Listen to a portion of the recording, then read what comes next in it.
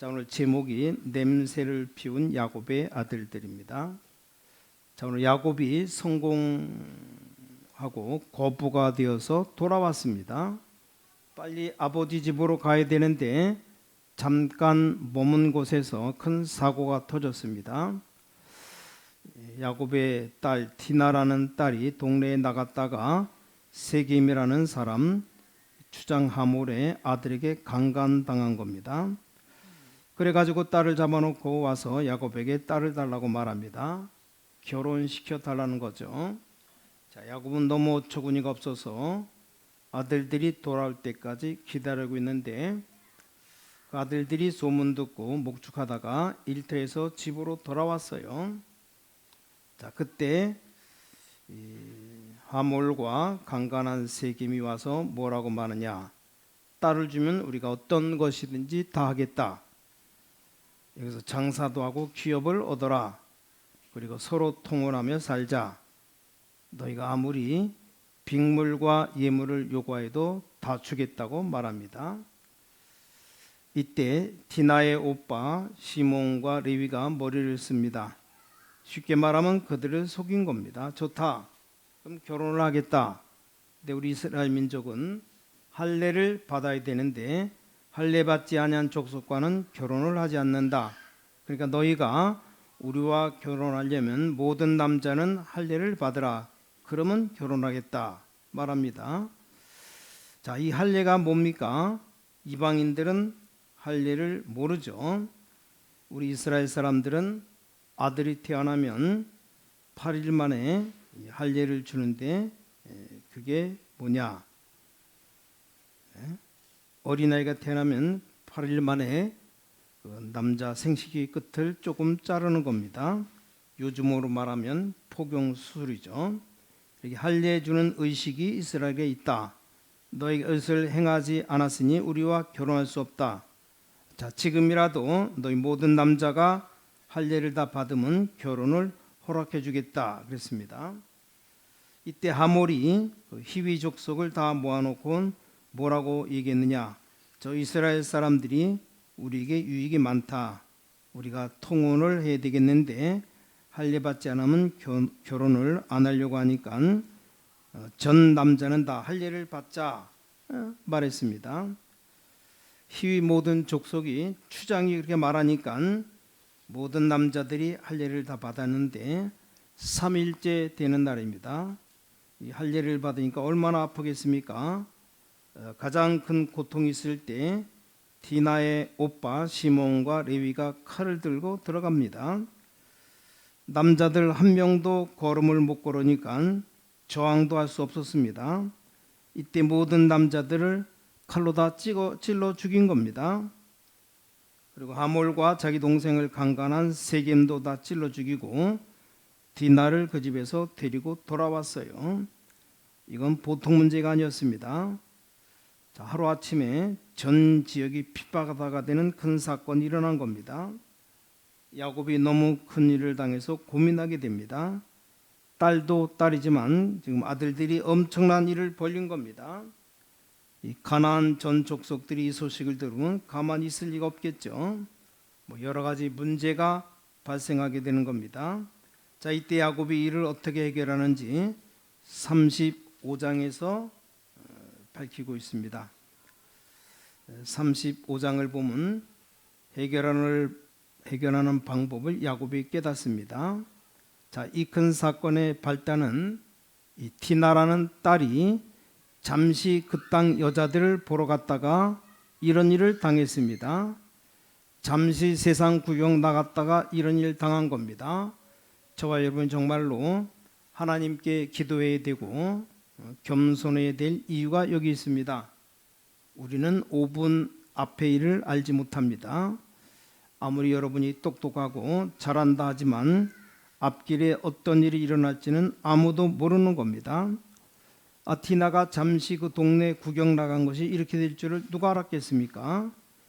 자기가 그 큰 어려움 당하고 그 일로 그 동네에 칼부림이 나서 피뼈다가 되는 사고가 터질 것 아무도 모르는 겁니다. 그러니까 우리는 정말로 겸손하게 진실하게 기도해야 됩니다. 왜냐? 5분 후에 어떤 일이 일어날 줄 아무도 모르기 때문입니다.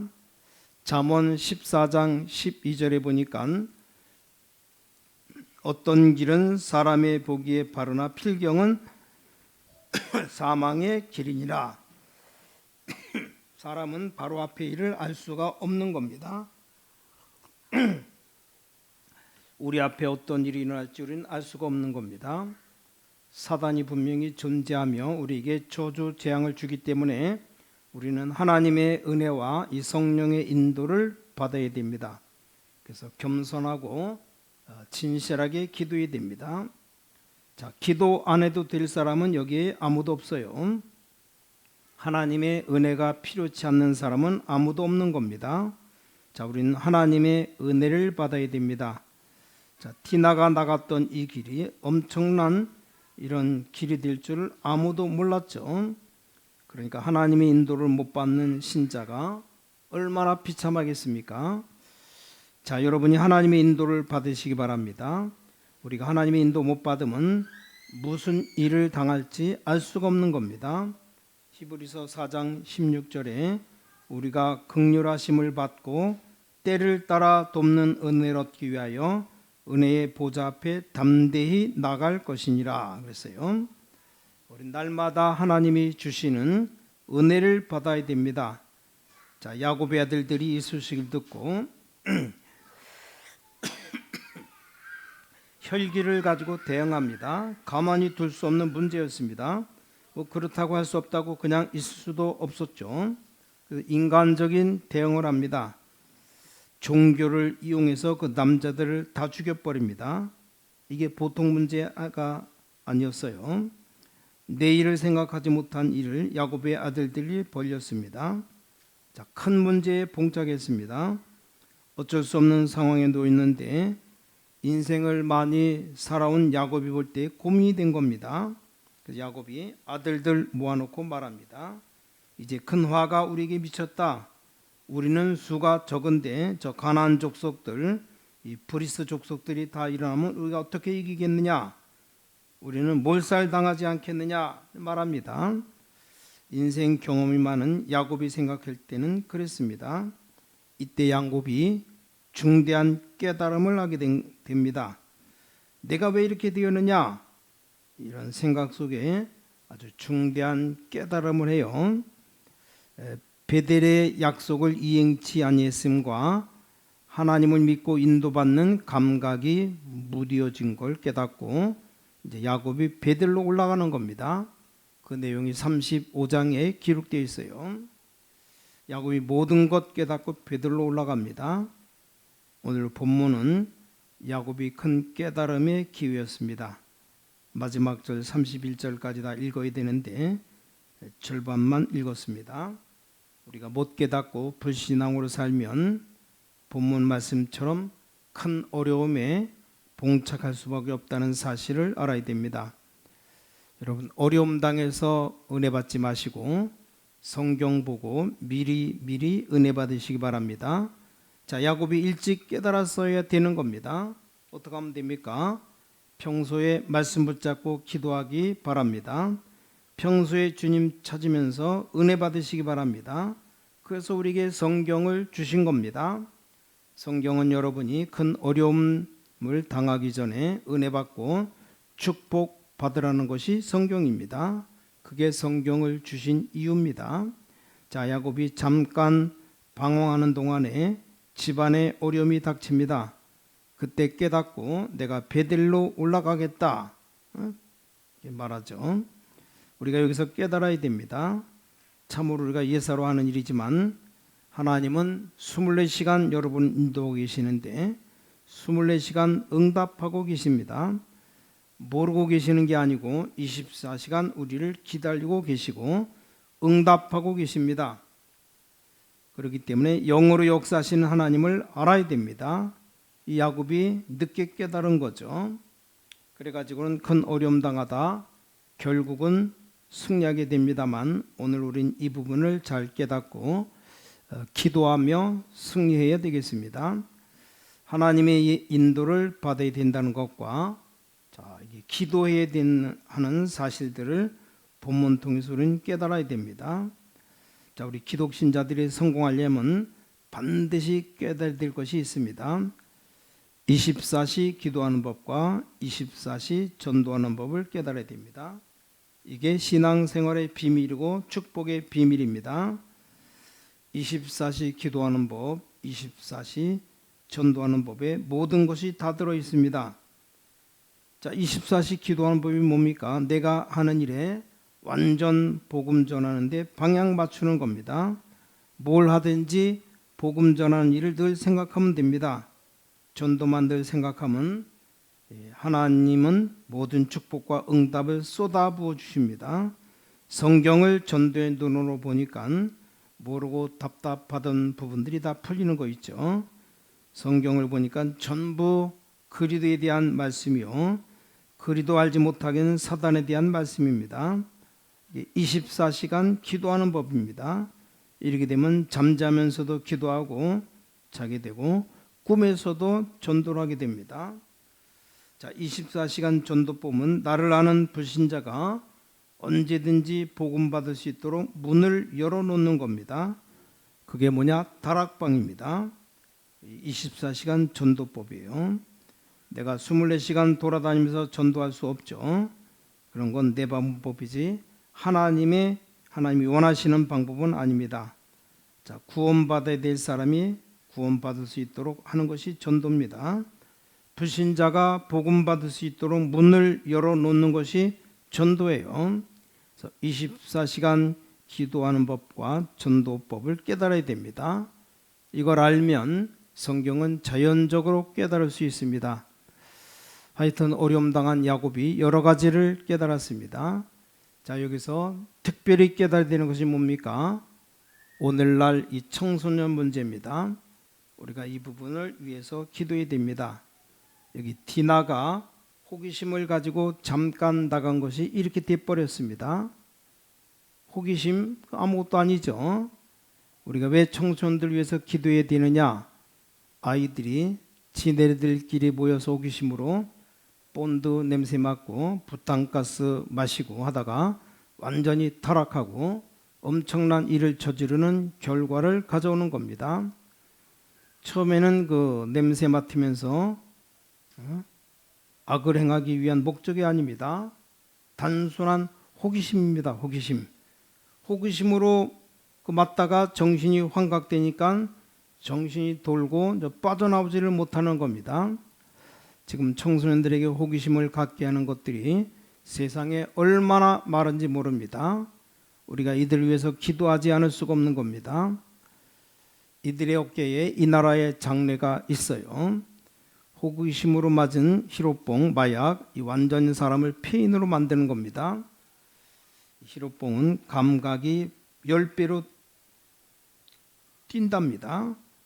히로뽕 맞은 사람이 두려워하고 도망가는 이유가 다른 사람과 이렇게 쳐다보면 눈 마주치죠. 그럼 자기를 쳐다보면 잡으러 오는 줄 알고 도망간답니다. 노래를 들으면 우리는 아 좋다. 근데 히로뽕 맞은 사람이 그 노래가 10배로 좋다고 느껴지는 겁니다. 생각해 봐요. 그러니까 한번 호기심으로 여기 빠지면 영원히 못 빠져나오는 겁니다. 우리 청소년들을 위해서, 아니 우리 자녀들을 위해서 기도해야 됩니다.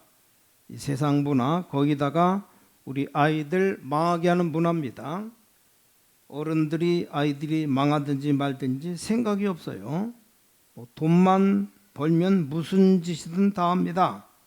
우리나라 점점 흑암 가운데 빠져들어가는데 그 안에 아이들이 오만 작태를 다 합니다.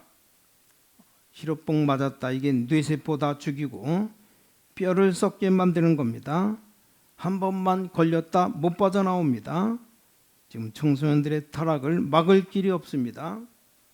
그래서 앞으로 다락방에서 요원 만들어서 청소년들 살려야 됩니다.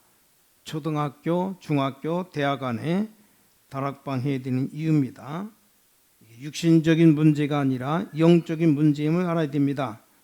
청소년들에게 이 하나님의 말씀이 들어가야 됩니다. 너무너무 지금 위기에 처해 있습니다. 청소년들이 한번 호기심에 빠져들면 못 빠져나오게 되어 있는 겁니다. 자, 오늘날 청소년 문제가 시급한 문제가 되었습니다. 이게 보통 문제가 아닙니다. 왜 그렇습니까? 이 세대가 하나님이 없기 때문에 그래요. 더 중요한 것은 우리가 청소년들 위해 기도해야 될 것, 자녀들이 이리저리 다니다가 친구 하나 잘못 만나도 타락하기 때문입니다.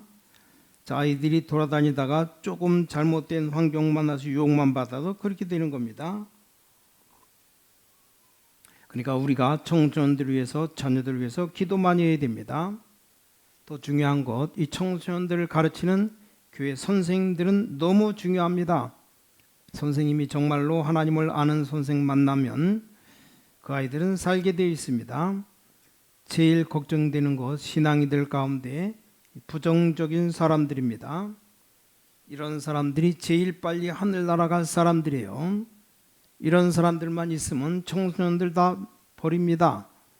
청소년들의 굉장히 희망적인 것과 하나님의 살아계심과 하나님의 말씀을 가르쳐야 되는데 늘 부정적인 것 말하면 감수성 예민한 아이들이 한 번만 들어도 바뀝니다. 그럼 거기 빠져나오기가 너무너무 힘든 겁니다. 우리나라 아이들이 머리가 굉장히 좋고 수준 높은데 노벨상 하나도 안 나왔어요. 왜 그렇습니까?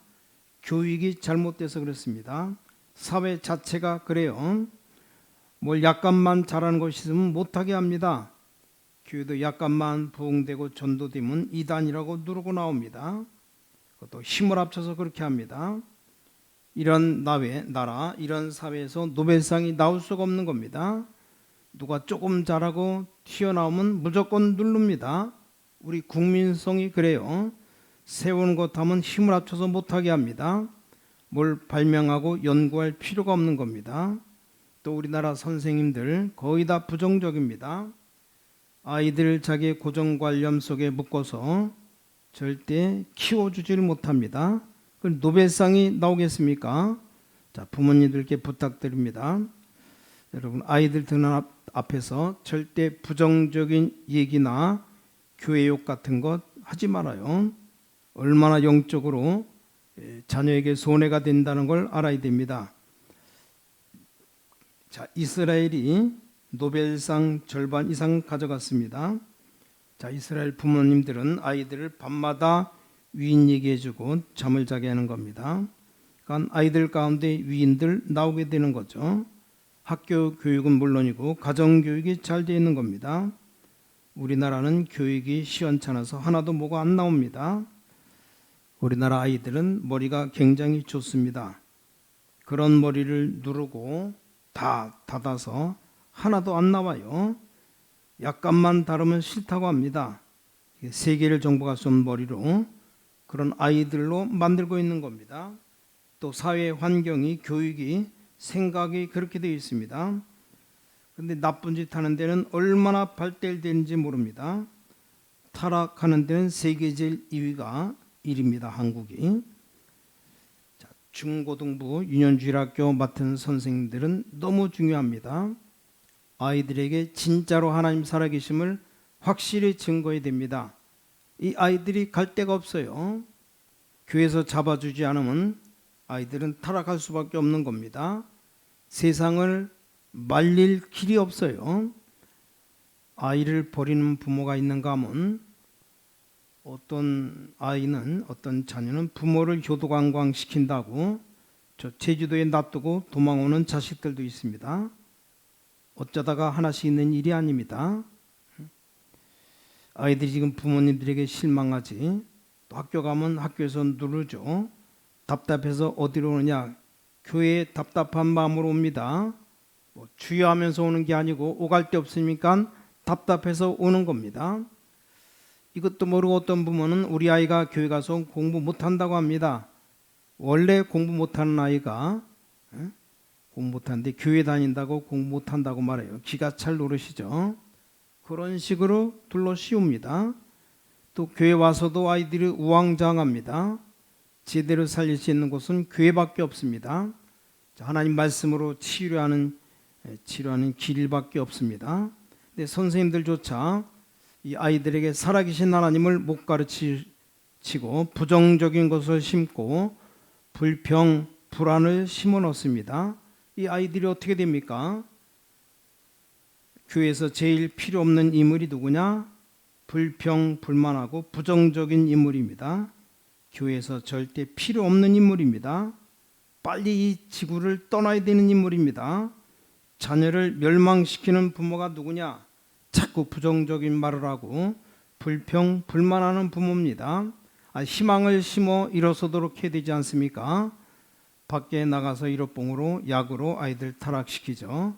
학교에서는 억눌러서 아이들 일어서지 못하게 만들죠.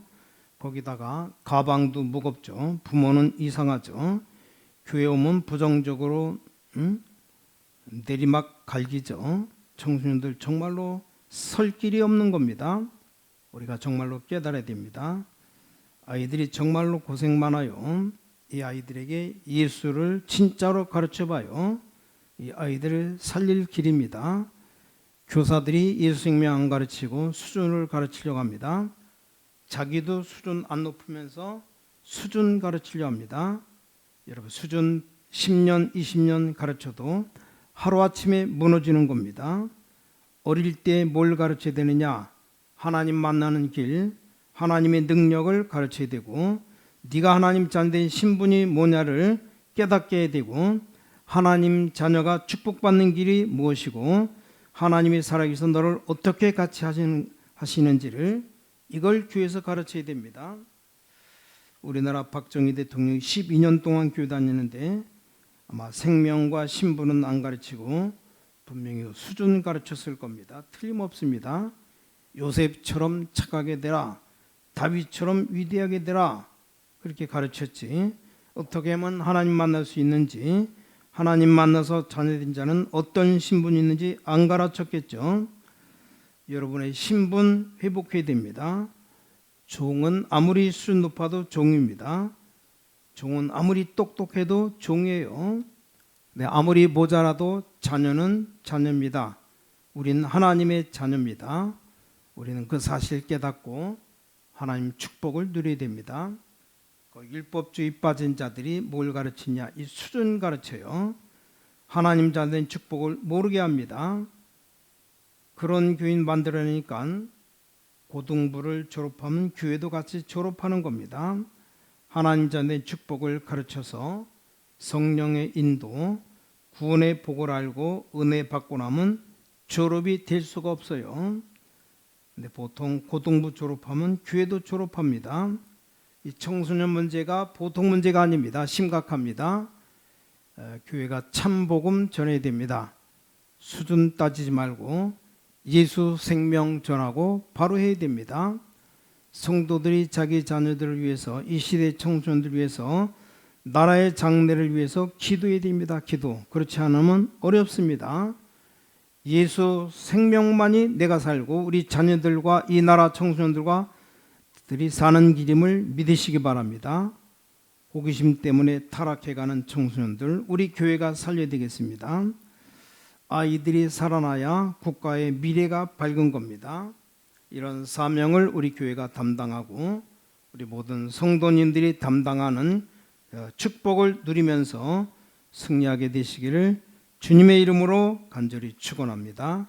기도하겠습니다. 전능하신 아버지 하나님, 오늘 말씀을 통해서 정말 야곱에게 큰 위기가 왔는데 어떻게 해결해 나가는 건가? 창세기 35장을 통해서 하나님 바라보며 하나님께로 가는 모습들을 이제 보게 됩니다. 우리가 어려운 중에 하나님의 능력 발견하며 정말 중요한 언약 붙잡고 승리하는 삶을 살아갈 수 있도록 역사하여 주시옵소서. 이스라엘 민족들처럼 바리새인 되어서 복음 알지 못하고 율법에 매여 실패한 것처럼 그와 같은 실패를 반복하지 않도록 참된 하나님의 축복 응답 허락하여 주시옵소서. 주 예수 그리스도 이름으로 간절히 기도를 싸움나이다. 아멘.